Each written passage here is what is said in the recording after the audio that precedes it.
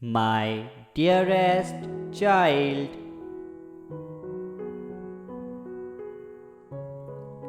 one day when you least expect it, you are going to crash into someone who is going to be so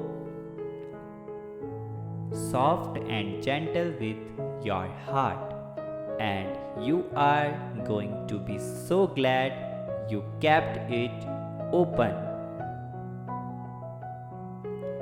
You are going to be so glad that you continued to fight for it, that you choose to believe it deserved more. Type yes if you agree.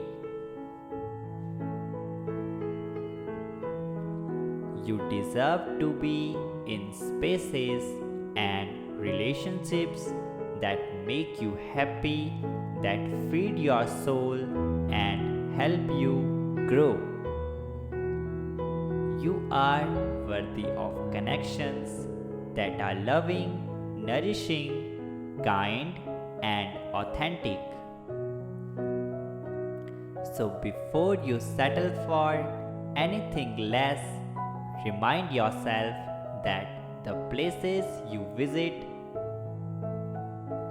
and the people your journey with through life should leave you feeling safe, loved, and enough.